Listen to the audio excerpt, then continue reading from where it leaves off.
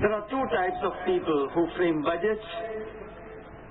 There are the thinkerists and the structuralists. The tinkerist is the man who wants to just tinker with the budget, add 1% here or deduct 2% there. The structuralist tries to see to what extent the structure of the tax system needs to be changed. And this year, it has been a structuralist who has framed the budget. It required a lot of courage. The Field Marshal rightly pointed out that many people expected the budget to be bold. I'm not denying it could have been bolder, because there is no limit to my own greed. But I can say that it is a very courageous budget.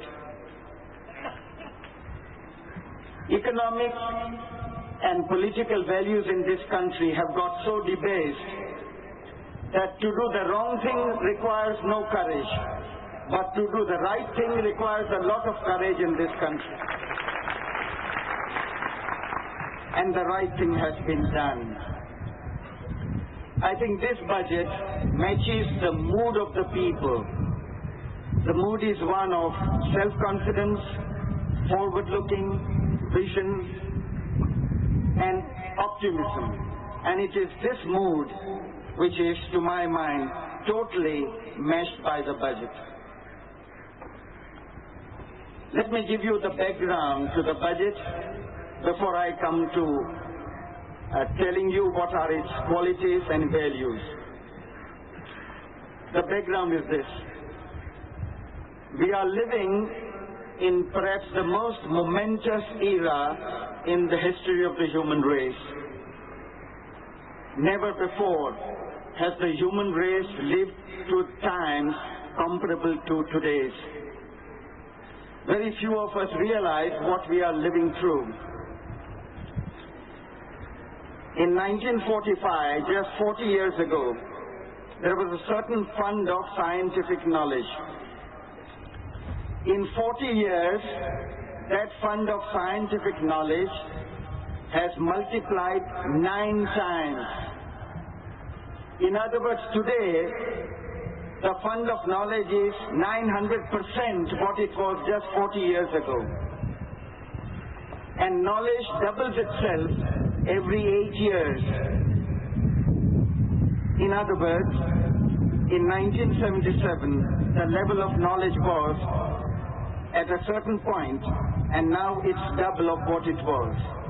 Of course, in Indian universities, physics and chemistry textbooks were those written 20 years ago.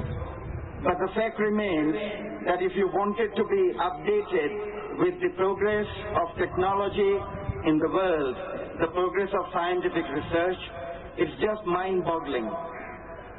And the benefit will go to those countries which have the mechanism to absorb this advancement. Now look at the economic situation around us. In 1950, South Korea, Thailand and India had the same per capita income. Today, the per capita income of India is $270 per annum. I'm taking American dollars for the sake of facility of comparison. $270 is the per capita income in India. In Thailand now, it is $800. In South Korea, $1,800. We started, I repeat, with the same per capita income 35 years ago. Take China. It produced in 1984 400 million tons of food grains. India's record production last year, it was a record, was 153 million tons. Compare 400 with 153 million.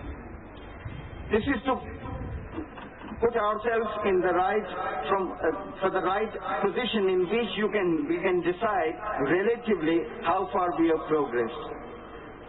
And China has only 100 million hectares of cultivable land. India has 166 million hectares. Yet there the production is 400 million tons, here 153. We have the largest acreage in 4 crops, in flaxseed, rapeseed, groundnut in shells, and cottonseed. Our acreage is the largest in the whole world. But our yield per acre is the lowest in the world. It is something worth knowing. You see the extent to which we will have to progress before we can catch up with the rest of the world.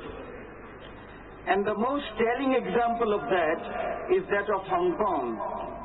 And this example, the facts I am giving you now, were stated by the Chancellor of the Exchequer in the British House of Commons a few months ago. Hong Kong has less than 1% of India's population. Its population is only 0.3% of India's population. 4.5 million, ours is 755 million. 0.3% of India's population. Its land area, of course, is ridiculously small because it's only a city. Its land area is 0.03% of India's land area. That is 3 upon 10,000. And yet, Hong Kong's trade is double the trade of India with the outside world. Mark the figures, double the trade of India.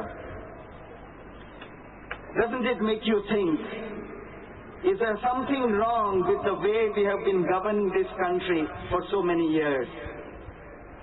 And yet, the economists, the sheltered economists in colleges who have never known how wealth is created will keep on talking about their social philosophy, little realizing how the wealth of a nation is created.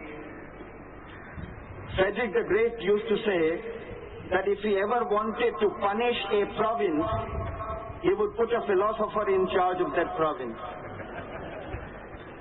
We have had too many social philosophers who have brought the country to the position in which it is today. I will not deal with the more facts and figures because your time is so limited. Now, against this international comparison, what is the situation here today? To my mind, the most difficult job in this country is to absorb the unemployed. The unemployed whose income is nil because they have either no job or they are able to work only part-time. India has 15.5% of the world's population, and its income is 1.5% of the world income. 15.5% population, 1.5% of the world's income. And our unemployed people, if you look at the register, which is maintained by the 664 employment exchanges throughout India, there are about 24 million already registered in the 664 employment exchanges. 24 million. Now the total number employed in the organized sector, that is public and private sector taken together, is about the same, 24 million.